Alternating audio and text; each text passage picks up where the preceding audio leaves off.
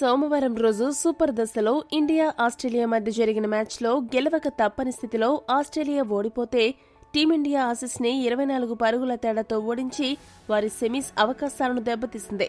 అయితే ఇప్పుడు ఆస్ట్రేలియా సెమీస్కు చేరాలంటే ఆఫ్ఘనిస్తాన్ జట్టు బంగ్లాదేశ్ చేతిలో ఓడిపోవాలి. అదే గనుక జరిగితే ఆస్ట్రేలియా మళ్లీ రేస్లోకి అడుగు పెడుతుంది. ఇక ఇదే విషయమై Aussies captain Mitchell Marsh match అనంతరం మాట్లాడుతూ ఏమన్నాడంటే, ఈ ప్రపంచ కప్ లో మాకు కొన్ని వింతైన అనుభవాలు ఎదురవుతున్నాయి. అయితే వాటిని మేము సవాళ్లుగా స్వీకరిస్తాము. ఈ రోజు రోహిత్ శర్మ ఆడిన తీరు నిజంగా అద్భుతం. అతడి ఇన్నింగ్స్ కారణంగానే మాపై ఒత్తిడి పెరిగింది. అతడు ఈ రేంజ్ లో విధ్వంసం సృష్టిస్తాడని అసలు ఊహించలేదు. మేము బ్యాటింగ్ లో బాగానే వారిపై ఆధిపత్యం చెలాయించినప్పటికీ మధ్య ఓవర్లలో వికెట్లు కోల్పోతూ వచ్చాం. అదే మాకు మైనస్ గా మారింది.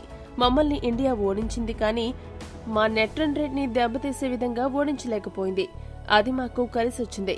మాకు తిరిగి ఛాన్స్ వస్తే మాత్రం మేమేంటో చూపిస్తాము. ఏది ఏమైనా మేం ఓడిపోయాం, దాన్ని స్వీకరిస్తున్నాం. అయితే మేము అప్పుడే టోర్నమెంట్ నుండి అవుట్ కాలేదు. మాకింకా ఛాన్సులు సజీవంగానే ఉన్నాయి.